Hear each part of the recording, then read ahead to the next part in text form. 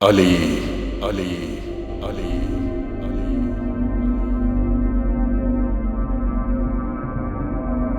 آپ کا نام مبارک علی ہے اور لقب اسد اللہ، حیدر، مرتضیٰ، کنیت ابو الحسن اور ابو تراب ہے۔ آپ کا نسب رسول اللہ صلی اللہ علیہ وآلہ وسلم سے بہت قریب ہے۔ آپ کے والد ابو طالب، جن کا نام عبد مناف تھا، اور رسول خدا صلی اللہ علیہ وآلہ وسلم کے والد ماجد عبداللہ بھائی تھے۔ آپ کی والدہ فاطمہ بنت اسد بنی ہاشم سے تھیں۔ ماں باپ دونوں کی جانب سے آپ ہاشمی ہیں۔ آپ بچپن ہی سے نبی کریم صلی اللہ علیہ وآلہ وسلم کے ساتھ رہے، بلکہ آپ صلی اللہ علیہ وآلہ وسلم کی آغوش رحمت ہی میں آپ نے پرورش پائی، اور آپ صلی اللہ علیہ وآلہ وسلم نے حضرت علی کے ساتھ بالکل فرزند ہی کا معاملہ کیا اور اپنی دامادی کا شرف بھی عطا کیا۔ چنانچہ حضرت فاطمہ زہرا سلام اللہ علیہا، جو نبی کریم صلی اللہ علیہ وآلہ وسلم کی سب سے چہیتی صاحبزادی تھیں، آپ کے نکاح میں آئیں اور ان سے آپ کی اولاد بھی ہوئی۔ صحابہ کرام میں سب سے اعلیٰ درجے کے فصیح و بلیغ خطیب سمجھے جاتے تھے، شجاعت و بہادری میں سب سے زیادہ فائق مانے جاتے تھے۔ آپ کا مرتبہ بہت نمایاں تھا۔ 25 ہجری میں حضرت عثمان بن عفان رضی اللہ تعالی عنہ کے بعد مسند خلافت کو زینت بخشی، اور 3 دن کم 5 سال مسند خلافت پر متمکن رہے۔ حضرت عثمان کی شہادت کے دوسرے دن آپ کے ہاتھ پر بیعت ہوئی۔ مدینہ منورہ میں جتنے مہاجر اور انصار تھے، سب نے آپ کے ہاتھ پر بارضا و رغبت بیعت کی۔ ملک شام نے آپ کی خلافت تسلیم نہیں کی۔ ان کا خیال تھا کہ جتنے مہاجر اور انصار نے آپ کے ہاتھ پر بیعت کی، سب نے بیواؤں کے جبر سے بیعت کی۔ آپ کے عہد خلافت میں کفار سے جہاد بالکل موقوف رہا اور اسلامی فتوحات میں کوئی اضافہ نہیں ہوا۔ آپ کا تمام زمانہ خلافت آپس کی لڑائیوں میں صرف ہوا۔ صرف 3 لڑائیاں آپ کو پیش آئیں۔ اول جنگ جمل، جس میں آپ کو حضرت عائشہ صدیقہ رضی اللہ تعالی عنہا اور حضرت طلحہ اور زبیر رضی اللہ تعالی عنہم سے لڑنا پڑا۔ دوئم جنگ صفین، جس میں حضرت امیر معاویہ اور اہل شام سے مقابلہ کرنا پڑا۔ سوئم جنگ نہروان، جس میں خوارج سے مقابلہ ہوا۔ یہ آپ کی آخری جنگ تھی اور تمام صحابہ کے نزدیک پسندیدہ تھی، اور بعض احادیث میں اس کے متعلق پیشن گوئی اور پسندیدگی کے کلمات بھی وارد ہوئے ہیں، مگر جنگ جمل اور جنگ صفین صحابہ کرام کو ناپسند رہیں، اور بہت سے محتاط لوگ ان لڑائیوں سے کنارہ کش رہے۔ حضرت عبداللہ بن عمر رضی اللہ تعالی عنہ کو جب اپنی رفاقت کے لیے بلایا اور ان کے والد سے جب اپنے تعلقات کا ذکر کیا، تو انہوں نے جواب میں لکھا کہ اے ابو الحسن، اللہ کی قسم، اگر آپ اژدہے کے منہ میں ہاتھ ڈالنے کو کہیں تو میں تیار ہوں، لیکن آپ یہ چاہیں کہ میں کسی لا الہ کہنے والے پر تلوار اٹھاؤں تو یہ مجھ سے نہ ہوگا۔ یہی دیگر صحابہ کرام نے بھی کہا، نہ ادھر تھے نہ ادھر۔ اسی جماعت کو قائدین کے نام سے یاد کیا گیا ہے۔ جنگ صفین کے بعد حضرت علی کے قبضے سے تمام ملک نکل گیا، حتیٰ کہ آخر میں آپ کے پاس کوفہ اور مضافات کوفہ کے سوا کچھ نہ رہ گیا۔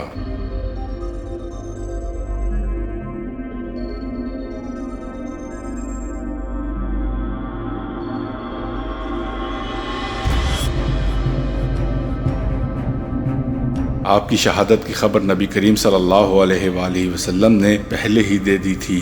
چنانچہ ایک مرتبہ آپ صلی اللہ علیہ وآلہ وسلم نے خود حضرت علی سے فرمایا کہ اے علی، اگلوں میں سب سے زیادہ شقی وہ تھا جس نے حضرت صالح کی اونٹنی کے پیر کاٹے تھے، اور اگلوں میں سب سے زیادہ شقی وہ ہوگا جو تمہاری داڑھی کو خون سے رنگے گا۔ آپ کی شہادت کا واقعہ یوں ہوا کہ 3 خوارجی جنگ نہروان کے بعد مکہ معظمہ میں جمع ہوئے۔ عبد الرحمن بن ملجم، برق بن عبداللہ، عمر بن بکیر، ان تینوں میں یہ معاہدہ ہوا کہ 3 شخصیتوں کو قتل کر دینا چاہیے، علی بن طالب، معاویہ بن سفیان اور عمر بن عاص کو، تاکہ خدا کے بندوں کو ان سے نجات مل جائے۔ ابن ملجم نے کہا کہ میں علی کا کام اپنے ذمہ لیتا ہوں۔ برق نے حضرت معاویہ کے قتل کا ذمہ لیا، اور عمر بن بکیر نے حضرت عمرو بن عاص کے قتل کا ذمہ لیا، اور سب نے یہ بھی طے کیا کہ سب اپنا کام ایک ہی تاریخ میں کریں گے، یعنی 11 رمضان المبارک کو یا 17 رمضان المبارک کو۔ اس معاہدے کے بعد ابن ملجم تو کوفہ پہنچا اور وہ دونوں ملک شام گئے۔ وہ دونوں اپنے مقصد میں کامیاب نہ ہو سکے، مگر ابن ملجم اپنے مقصد میں کامیاب ہوا۔ حضرت علی مرتضیٰ رضی اللہ تعالی عنہ کی یہ عادت تھی کہ فجر کی نماز کے لیے بہت سویرے ہی مسجد میں تشریف لے جاتے تھے، اور راستے میں الصلاۃ الصلاۃ کہتے ہوئے جاتے تھے۔ اس دن ابن ملجم راستے میں چھپ کر بیٹھ گیا۔ بس جیسے ہی آپ پہنچے اس نے آپ کی پیشانی مبارک پر تلوار ماری جو دماغ تک پہنچ گئی۔ آپ خون سے نہا گئے، آپ کی داڑھی مبارک خون سے تر ہو گئی۔ حضرت امام حسن فرماتے ہیں کہ میں آپ کے پیچھے پیچھے چلا آ رہا تھا، یکایک مجھے تلوار کی چمک محسوس ہوئی اور امیر المومنین کو زمین پر گرتے ہوئے دیکھا اور یہ فرماتے ہوئے کہ قسم ہے رب کعبہ کی، میری آرزو پوری ہو گئی۔ جس صبح کو یہ واقعہ ہوا اس شب کو آپ نے ایک خواب دیکھا تھا اور حضرت امام حسن سے بیان فرمایا تھا کہ آج میں نے نبی کریم صلی اللہ علیہ وآلہ وسلم کو خواب میں دیکھا ہے اور عرض کیا ہے کہ اے اللہ کے رسول، آپ کی امت سے مجھے بہت تکلیف پہنچی ہے۔ آپ صلی اللہ علیہ وآلہ وسلم نے فرمایا کہ تم ان کے لیے بد دعا کرو۔ میں نے کہا کہ یا اللہ، ان کے بدلے مجھے اچھے لوگ عطا کر اور میرے بدلے ان کو برا شخص دے۔ اس واقعے کے بعد چاروں جانب سے لوگ جمع ہو گئے اور ابن ملجم پکڑا گیا۔ حضرت علی نے اس کو اپنے سامنے قتل ہونے نہیں دیا اور فرمایا کہ میں اچھا ہو جاؤں گا تو میرے اختیار میں ہوگا کہ سزا دوں یا معاف کروں، اگر میں اچھا نہ ہوا تو یہ کرنا کہ اس نے ایک ضرب ماری تھی، تم بھی ایک ضرب مارنا۔ یہ واقعہ جمعہ کے دن ہوا تھا اور یکشنبہ میں آپ نے وفات پائی۔ آپ کے بعد ابن ملجم بری طرح قتل کیا گیا، اس کے ہاتھ پاؤں کاٹے گئے، زبان کاٹی گئی اور آنکھوں میں گرم سلائیاں ڈالی گئیں، وہ آگ میں جلایا گیا۔ 18 رمضان المبارک 40 ہجری کو عبد الرحمن ابن ملجم خارجی کے ہاتھ سے مقام کوفہ میں شربت شہادت نوش فرمایا اور خلافت راشدہ کو دنیا سے رخصت کر گئے۔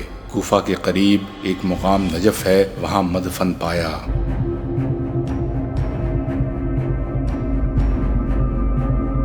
آپ قبل بلوغ بچپن میں ایمان لائے۔ بعض مورخین کا قول ہے کہ اس وقت آپ کی عمر 10 برس تھی اور بعض کا قول ہے کہ 9 برس اور ایک قول 8 سال کا بھی ہے۔ بعض لوگ اس بات کے قائل ہیں کہ حضرت خدیجہ رضی اللہ تعالی عنہ کے بعد سب سے پہلے آپ ہی ایمان لائے۔ ایک دن آپ کے والد ابو طالب نے آپ کو نبی کریم صلی اللہ علیہ وآلہ وسلم کے ساتھ نماز پڑھتے ہوئے دیکھا اور پوچھا کہ یہ کیا کر رہے ہو؟ نبی کریم صلی اللہ علیہ وآلہ وسلم نے ان کو جواب دیا اور ان کو دین اسلام کی طرف بلایا تو کہنے لگے، اس کام میں کوئی برائی نہیں ہے، لیکن مجھ سے سرین اوپر نہ کیے جا سکیں گے۔ حضرت علی اپنے والد کے اس مقولے کا ذکر کر کے اکثر ہنسا کرتے تھے۔ حضرت علی رضی اللہ تعالی عنہ کا قد مبارک پست تھا، جس میں اطہر فربا تھا، پیٹ بڑا تھا اور داڑھی مبارک بہت بڑی کہ پورا سینہ اس کے نیچے بند تھا، اور آپ کا رنگ سفیدی مائل گندمی تھا۔ حضرت فاطمہ رضی اللہ تعالی عنہ کی زندگی میں آپ نے دوسرا نکاح نہیں کیا، ان کے بعد آپ نے پھر اور نکاح کیے۔ حضرت فاطمہ رضی اللہ تعالی عنہا سے آپ کے 2 صاحبزادے اور 2 صاحبزادیاں تھیں، حضرت حسن، حضرت حسین، زینب کبریٰ، ام کلثوم کبریٰ، اور دوسری ازواج سے حضرت عباس، حضرت جعفر، حضرت عبداللہ، عثمان، عبید اللہ، ابو بکر، محمد الاصغر، یحییٰ، عمر، رقیہ، محمد الاسود اور محمد الاکبر رحمت اللہ علیہم شامل ہیں۔ ان تمام اولادوں میں آپ کا نسب صرف حسنین کریمین سے چلا۔ حضرت علی رضی اللہ تعالی عنہ نہایت زاہدانہ زندگی بسر فرماتے تھے اور ہر امر میں نبی کریم صلی اللہ علیہ وآلہ وسلم کی اتباع کے حریص تھے۔ مزاج مبارک میں خوش طبعی بہت زیادہ تھی۔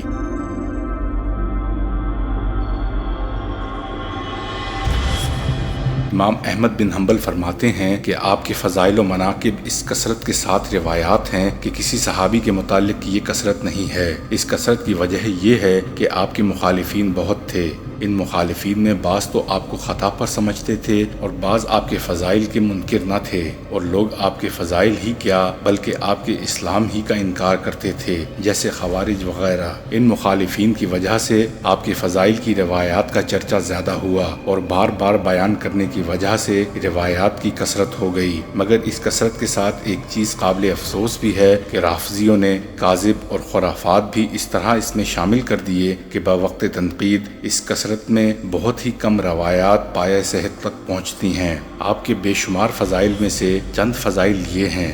بوقت ہجرت نبی کریم صلی اللہ علیہ وآلہ وسلم نے آپ کو اپنی چادر اوڑھ کر اپنے بستر پر لٹا دیا اور کچھ لوگوں کی امانتیں آپ صلی اللہ علیہ وآلہ وسلم کے پاس تھیں، وہ بھی ان کے حوالے کر دیں کہ واپس کر دینا۔ آپ رضی اللہ تعالی عنہ نے ایسا ہی کیا اور پھر بہت جلد ہجرت کر کے مدینہ منورہ تشریف لے گئے۔ غزوہ بدر میں بہت کارہائے نمایاں انجام دیے اور بہت سے کافر آپ کی تلوار سے جہنم واصل ہوئے۔ غزوہ احد میں بھی بڑی جلیلہ خدمات انجام دیں۔ اس غزوے میں جب نبی کریم صلی اللہ علیہ وآلہ وسلم کی شہادت کی شہرت ہوئی، آپ صلی اللہ علیہ وآلہ وسلم کا پتہ میدان جنگ میں نہ ملا اور بعد میں معلوم ہوا کہ آپ صلی اللہ علیہ وآلہ وسلم فلاں مقام پر ہیں، تو صحابہ کرام سبقت کر کے آپ صلی اللہ علیہ وآلہ وسلم کے پاس پہنچے۔ ان میں حضرت علی مرتضیٰ رضی اللہ تعالی عنہ بھی تھے۔ غزوہ خیبر میں بھی آپ سے بہت سی پسندیدہ خدمات ظہور میں آئیں، اور اسی طرح تمام غزوات میں اور صرف غزوہ تبوک میں بھی نبی کریم صلی اللہ علیہ وآلہ وسلم آپ کو مدینہ منورہ میں چھوڑ گئے۔ باقی تمام غزوات میں آپ نبی کریم صلی اللہ علیہ وآلہ وسلم کے ہمراہ رہے۔ 9 ہجری میں نبی کریم صلی اللہ علیہ وآلہ وسلم نے ابو بکر صدیق رضی اللہ تعالی عنہ کو امیر حج بنا کر بھیجا۔ ان کی روانگی کے بعد سورہ برات نازل ہوئی۔ اس کی تبلیغ پر حضرت علی کو مامور کیا۔ جب نبی کریم صلی اللہ علیہ وآلہ وسلم کا وصال ہوا تو آپ صلی اللہ علیہ وآلہ وسلم کو غسل دینے کا شرف حضرت علی کرم اللہ وجہہ کا حاصل ہوا۔ حضرت ابو بکر صدیق کی خلافت پر آپ نے اپنی دلی رضامندی کا اظہار فرمایا کہ رسول اکرم صلی اللہ علیہ وآلہ وسلم ان کو امام نماز بنا گئے تھے، تو جس کو آپ نے ہمارے دین کا امام بنا دیا تو ہماری کیا اوقات ہے کہ عام معاملات میں اس کو امام نہ سمجھیں۔ حضرت عمر کی خلافت میں ان کی وزارت آپ کے سپرد رہی۔ آپ نے ان کے ساتھ اپنی دلی محبت اور عقیدت کا اظہار کیا، اس اہتمام سے کہ رافضی ان کی باتوں کی کوئی تعویل نہیں کر سکتے۔